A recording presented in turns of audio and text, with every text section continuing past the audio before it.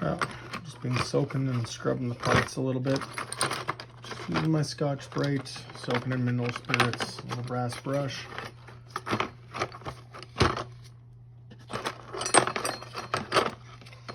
Not really set up to video this right. I just picked up an old South Bend lathe, so that has taken up a lot of my workbench at the moment. That's going to be another project coming up actually. So there is a bit of work to do on that one. I'm going to, over time, get it looking like new. For now, I'm just going to try to get it working. So this is after they soaked in the mineral spirits for a little bit, and when I took them out, I gave them a little scrub down with a Scotch-Brite pad, which got off some of the rust, a little bit more of the scaling that's on there. And I'll be back on the bench in a little bit here, and we'll start cleaning these parts up, getting the rust off them. Okay, so I'm going to just be hand sanding this, starting with some 320 grit. There's some very heavy pitting on this barrel and on the receiver. I'm going to do this all in fast speed, throw some music on, and yeah, I figure I'll take about an hour doing this. So I'm going to grab some sandpaper, 320 grit, 400, 600, 800, and see how it looks there. After that, I think I'll be taking the buffing wheel to it. So keep watching. Here's some high-speed sanding.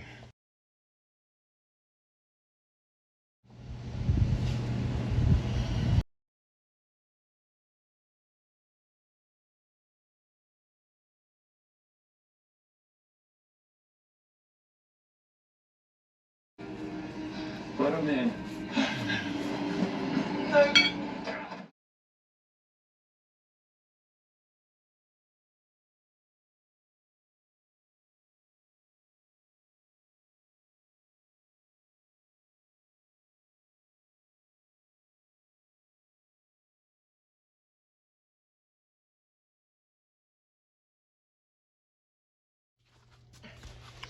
Okay, another thing that I like using for keeping my workbench clean, these boot trays. I picked this one up at the dollar store for $3. You can find them cheaper at better dollar stores, to be honest, but get your parts in there, get that up on your bench. And now I can clean up my parts and give them a wash with, or give them a coating of the rust removing gel, and keeps everything clean, keeps it all in the tray.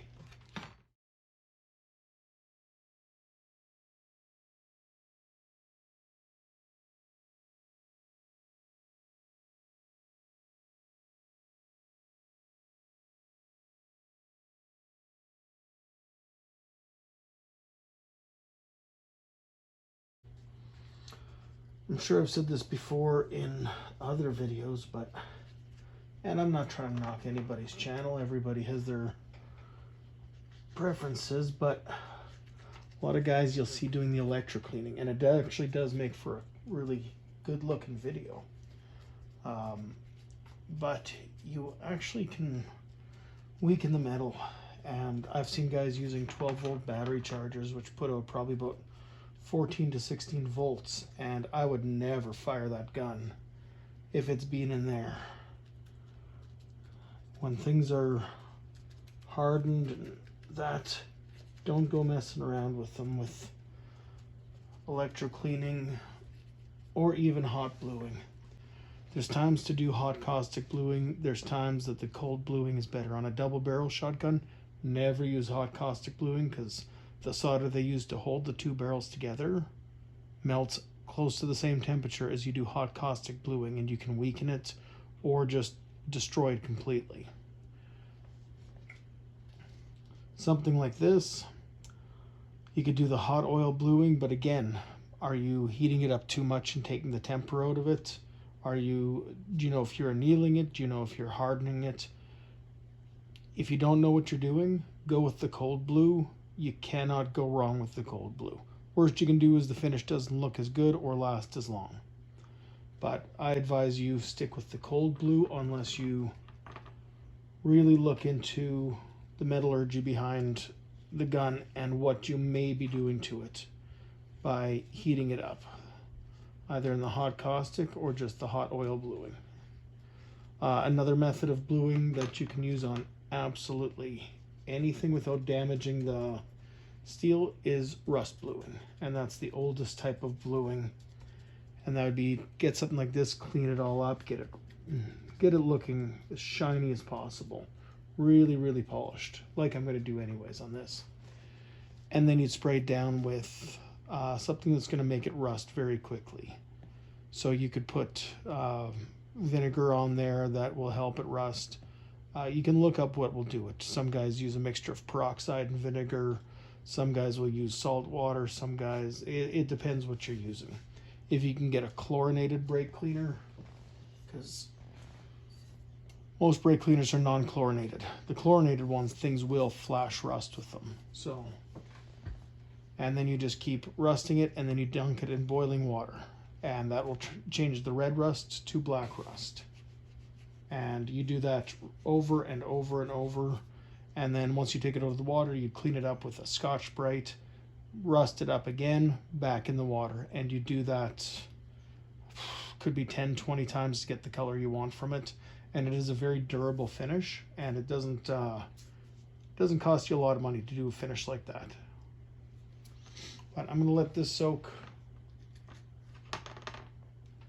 Give it about another half hour or so. And we'll come back, see how it's looking.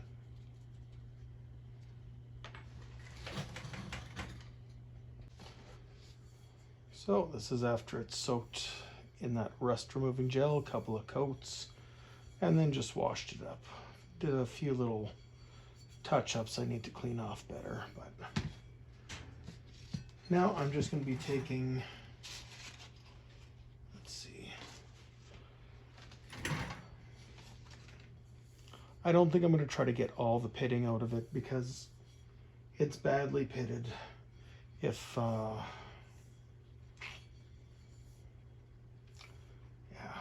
I think I'm just going to go with some 600 grit, see how that looks, and decide if I'm just going to polish it up from there or go coarser again. So we're going to go some fast speed for this and just get through it quick.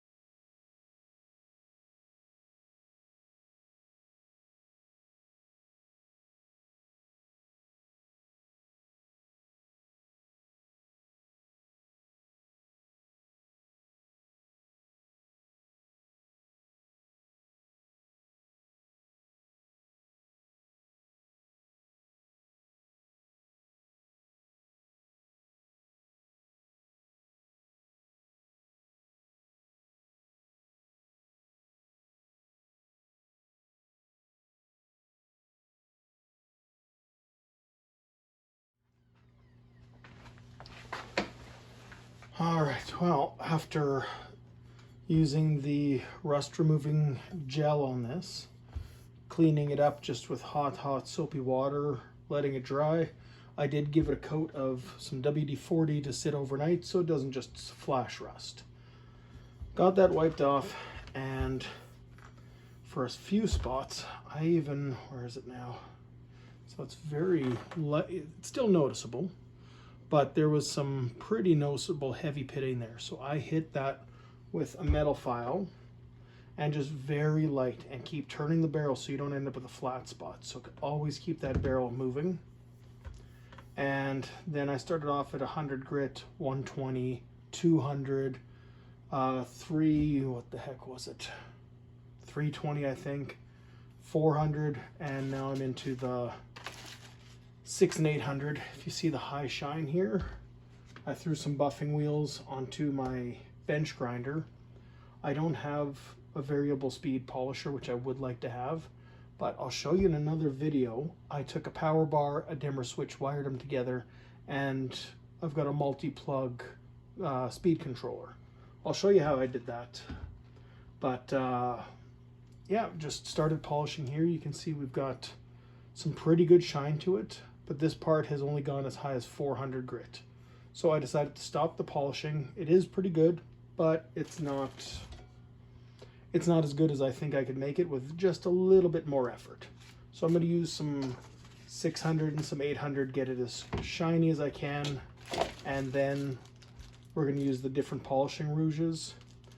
Black is the heaviest cut. Then you go to white, and this is more for cutting than for the actual polishing. So it'll remove some material, so you're just going to be touching that on there. Once that's polished up, you try to get as much off as you can of the old rouge, and then I'll be going white, then red. But I'm going to go between the two wheels, the hardest wheel that I've got and the medium wheel. I'm not going to bother with the super light wheel. I might give that a try depending on the result after once I get down to the 800 grit. We'll see. But yeah, I'm just going to keep sanding. I don't think anybody cares about seeing sanding. At least I'm back at my workbench a bit. But I'm gonna keep sanding, and then I'm gonna show you with the bench grinder. I would love to have a proper variable speed polisher. It's got a longer shaft, you can get in closer as opposed to having to go at an angle here, but you know what, it gets the job done. The whole kit with the three wheels and the 4 bricks of rouge, it was 25 bucks. So hard to go wrong when you've already got an old bench grinder kicking around, as I'm sure a lot of you guys do. I'm not even going to mount it for this one. My rubber mat's good enough.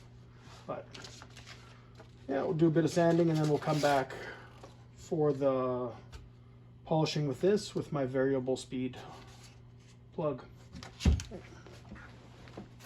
Makeup, which, you know, now 10 or even 15 years later, now chopped out as kind of a, you know, white-haired psycho with a much bigger plate, because over the years, you know, you scratch it enough, that plate gets bigger and bigger. Working with Todd Bates, he was very professional. His whole career was special effects behind the scenes, and also, I believe, arsenal stuff, you know, like guns and explosions and things like that. And I think that his fame behind the scenes. The last couple things that I worked on was Fight Club, Hollow Man. Right now I'm working on Planet of the Apes at Innovation Studios. Worked on several TV shows such as Buffy the Vampire Slayer, do all the weapons for that. Also stuff for Angel and things like that. A lot of weapons, a lot of hand props and things of that nature. Bill Mosby came in and gave some parts, but it was for the contemporary scenes, you know, where he's been in prison and they bring him out to interview him about, you know, what it was, you know, what his life was like in Vietnam and what it was like at home with his family. And so they're trying to get into the inside of the mind of a notorious, insane, you know, killer and his family. But those scenes were the beginning and the end. It was Todd really who was the meat and potatoes of the performance of Chop Top as portrayed in All American Massacre. Todd really captured that spirit, I think, the essence of Chop Top really well. And it just, who am I watching here? Is this, you know, Bill or is this Todd? I mean, they were really, he really got it down. And I think that Bill was really impressed too when he seen the performance that Todd was giving as Chop Top, because it was just, wow. It's like, no one could ever imagine that somebody could get that performance and not have it be Bill, have it be someone else who's playing a younger version of Bill's version of Chop Top. Well, I'm sure that a lot of me translated through the character. I mean, I can't really copy Bill's performance exactly. I mean, do the best that I can, but there was a lot of me in there, inside the tent and stuff like that when I'm carving the leg of my first victim.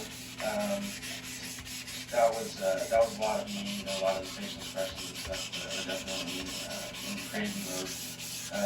But it was fun trying to be as close as Bill's character as I could. You know, that was the challenge. I mean, he came through with a take, and people were just throwing crap at him, and he just really got it down, you know.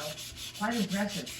And he was really the embodiment, I think, of what made All American Massacre the film that went from a 10-minute little production reel of being really a 1 or 2 day shoot to being that this could actually be something that could actually be marketable, you know, possibly even in the format with which we were shooting, which was digital, you know. So I have to give it to Todd. He really was the heart and soul, I think, of the film. As far as what happened to All American Massacre, first, as far as my general interest in it, yes, I was very interested in the beginning. But as I was waiting and waiting,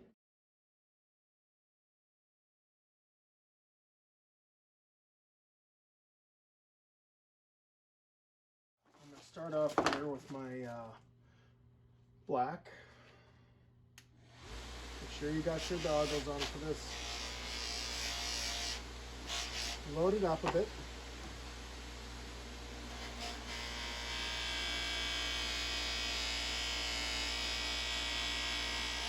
And just go back and forth. If you could do full length, that'd be great. But let's face it, you're going to end up blending it a bit. Just for ease of use.